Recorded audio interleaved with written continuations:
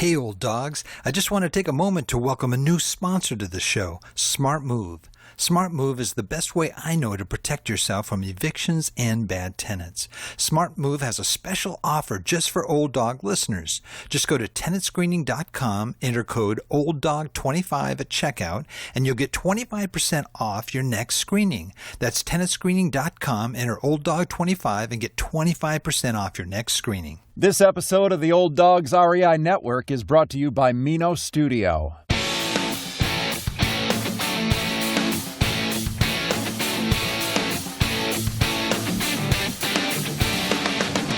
Welcome to the Old Dogs REI Network, where cash flow is king. Real estate investing, the means, so you can enjoy your retirement dreams. This is the show where we cut right to the chase. No sales pitch, no long monologues, just simple how-to real estate investing advice, so you can earn the passive income you need to enjoy your retirement today. And now, your host and chief old dog, Bill Manassero. Hello, old dogs, and welcome to Fun Facts Friday.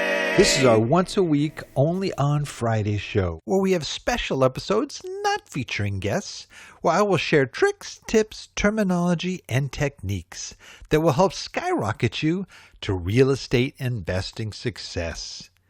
Today's topic is leaving a legacy.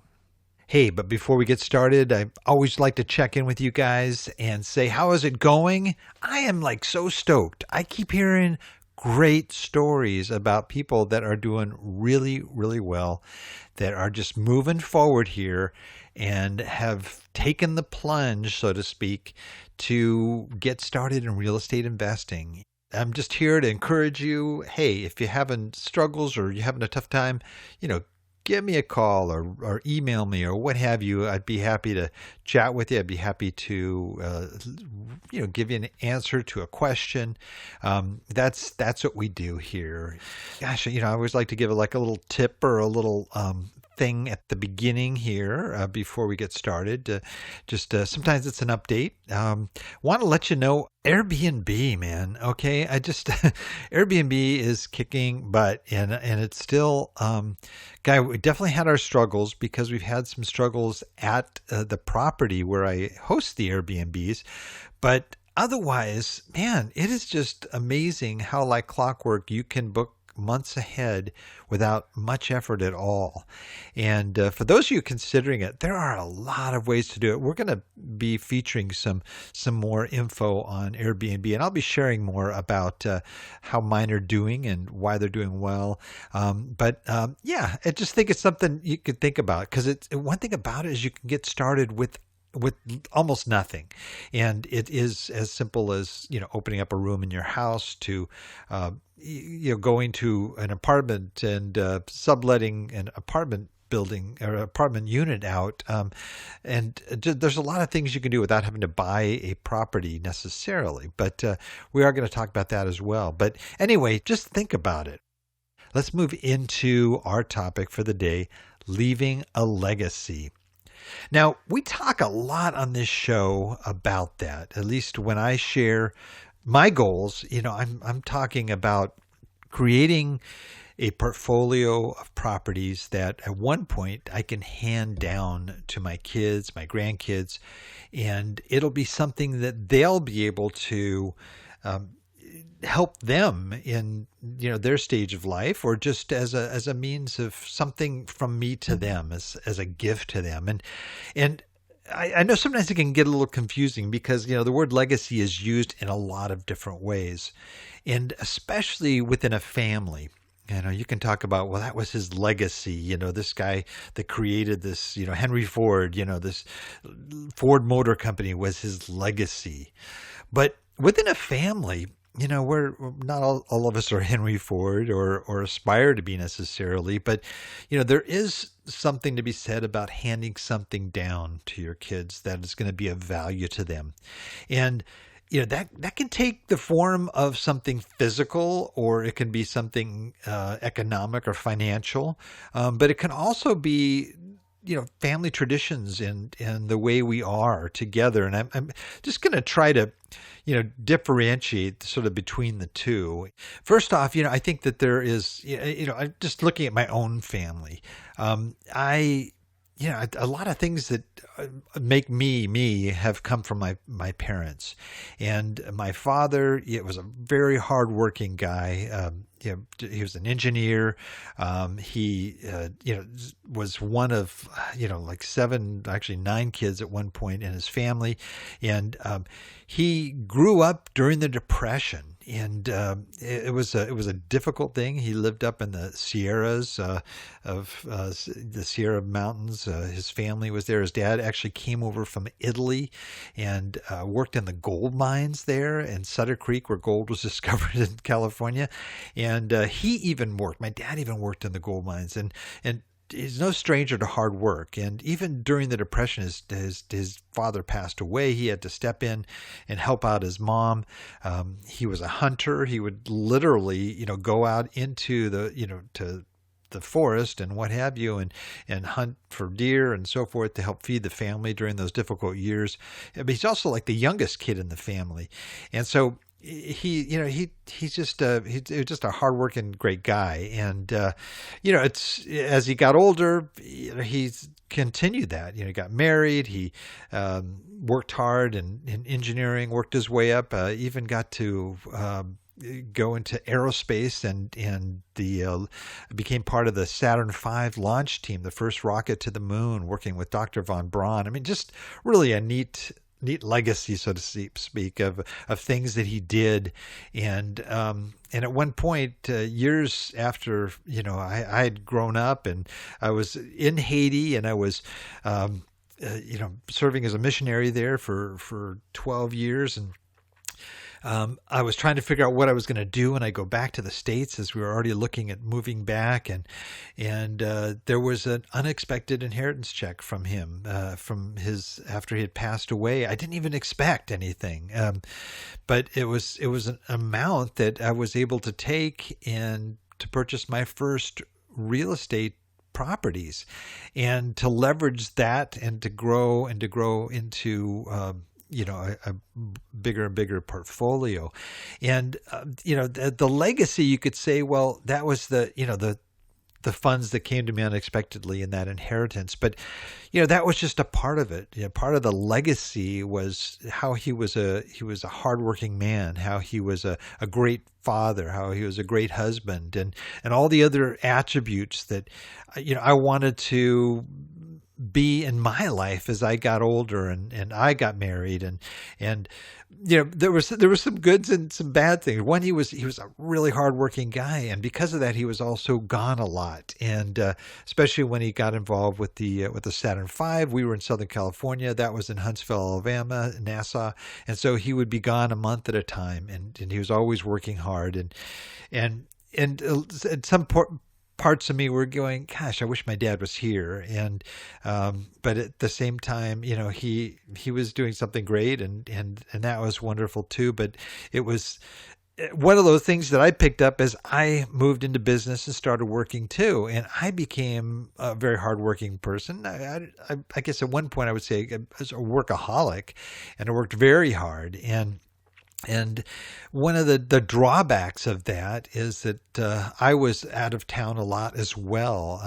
I worked with Nissan Motor Corp, and we were involved with the launch of the Infinity division of Nissan. So I was in Japan a lot, and I had a new marriage. I just got married. I had 2 little step kids that were 4 and 6, and didn't get to see them a lot. And so there were a lot of things that, that I kind of wish you could do differently, a different part of your legacy.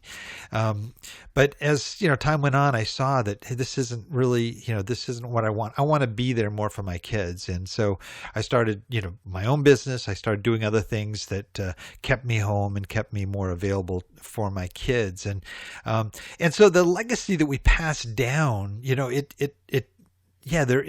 can be a material type of legacy, a financial legacy. But if you're talking about real estate investing, what does that look like? And as I, kind of looked at this, I've said, yeah, I want to hand down this, this portfolio of properties that my kids could draw upon for cash flow. And well, you have to have a kid that's interested in kind of wanting to continue that particular legacy. Otherwise, the legacy is basically going to be, let's cash out these properties, divide up the money, and let's go from there, kids.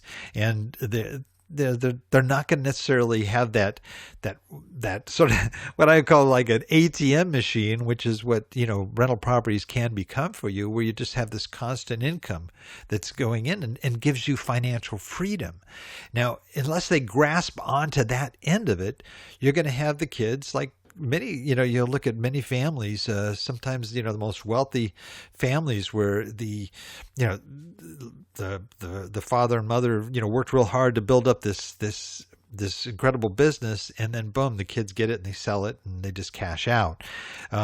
So that, in looking at the legacy part of things, part of what I had to look at is, hey, what I would love is to be able to hand this to my kids, teach them the business, and they can take that business, okay, and make it their own.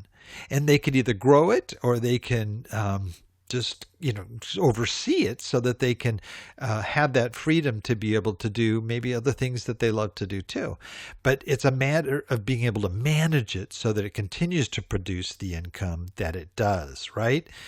And so I've kind of looked around at some of the people I know, and I have a good friend, a family that's very close to us, and he was the chairman of the board of our nonprofit, Child Hope International, and he's been a real estate investor for many years. His father was a real estate investor. Evicting a tenant can be painful and cost as much as $10,000 in court and legal fees.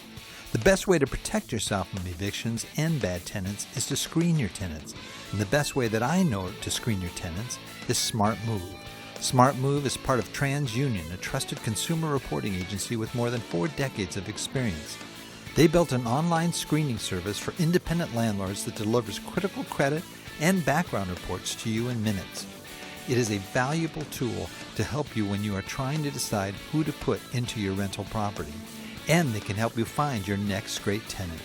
Only SmartMove has a credit score built specifically for rental screening called Resident Score, which can identify eviction risk 15% better than a traditional score. With the SmartMove report, you'll also get a criminal background check, eviction history report, as well as a full credit report.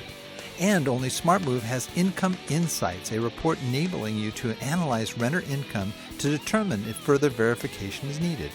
See why 9 out of 10 users recommend SmartMove, and more than 4 million landlords have used SmartMove to make better leasing decisions.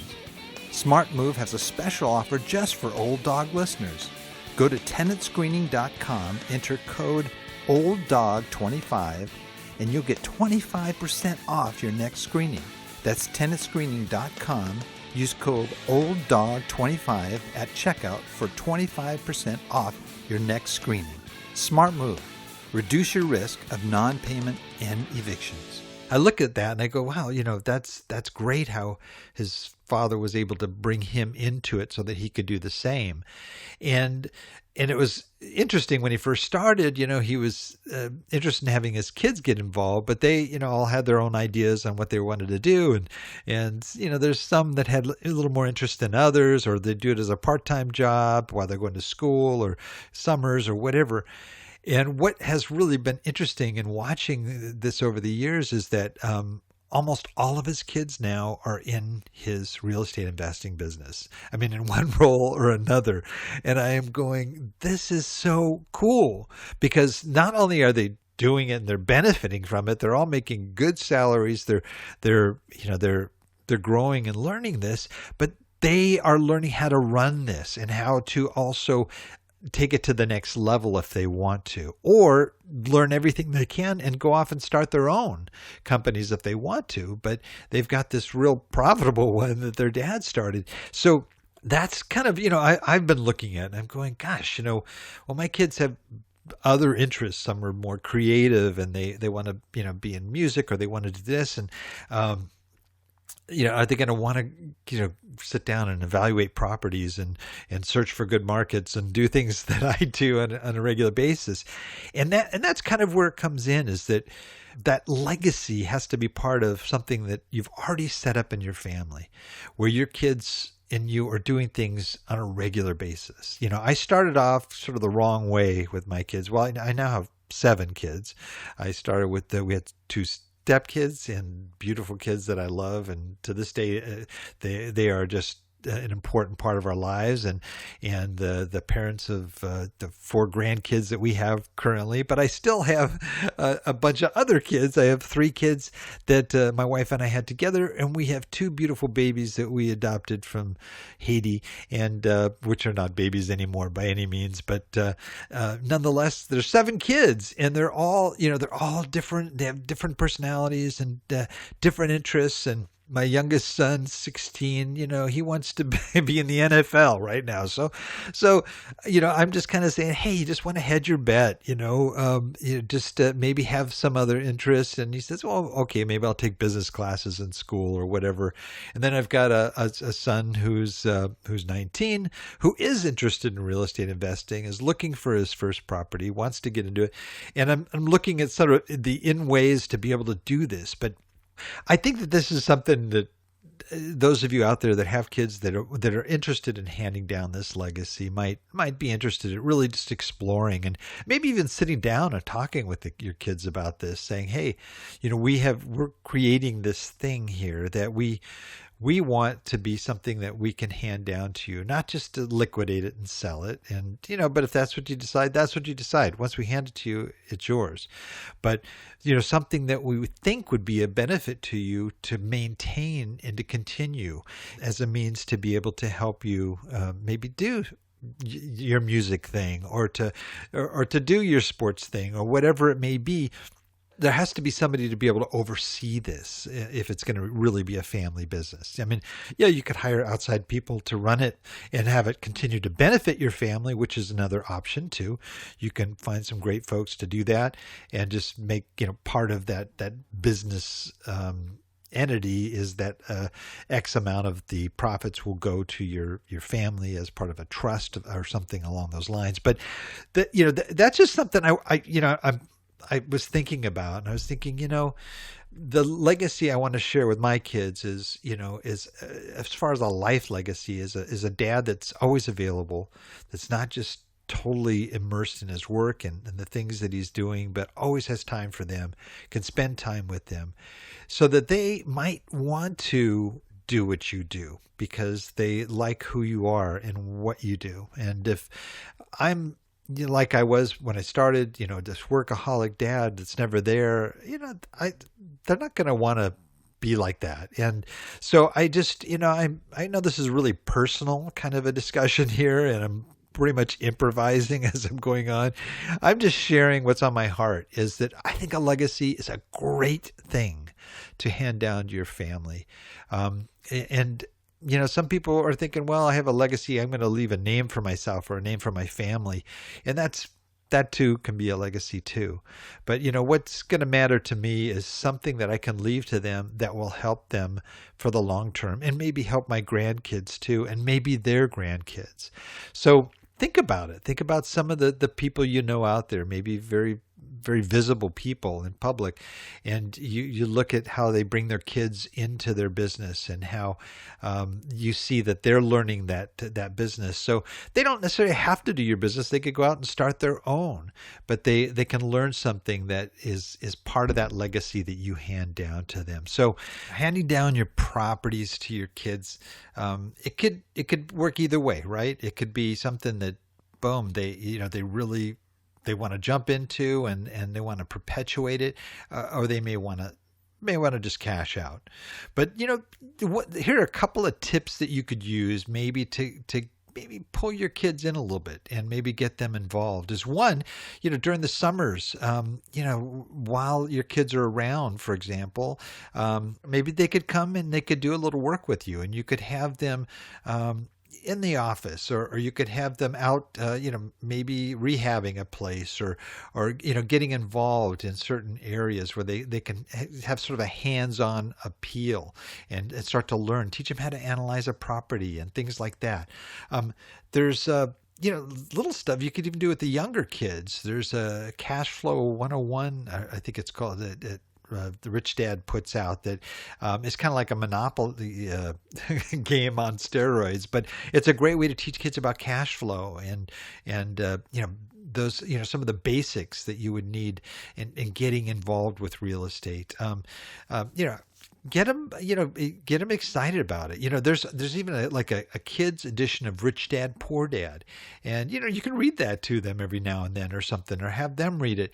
And just get them thinking about understanding real estate investing. Help me to kind of accomplish the dreams that I have. I wouldn't necessarily have to be a real estate investor, but maybe real estate investing can help me get to my dream and be able to enjoy my dream. So those are just a few things that you might want to think about in terms of how do I get my kids excited or involved in what we're doing.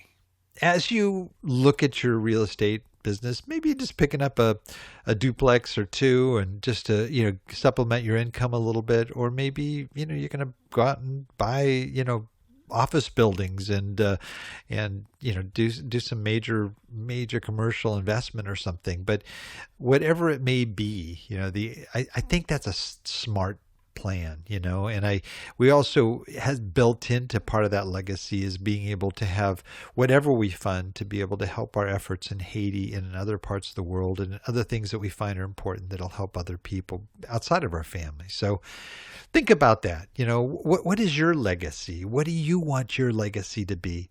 What do you want to hand down to your kids? Whatever you do here in real estate, be able to benefit the next generations of your family. Anyway, that's it for today. Something to think about anyway. Please note everything I talked about here is just pretty random today, but I'll have some notes in there too about this, and you can check that out in our show notes at the Old Dogs website.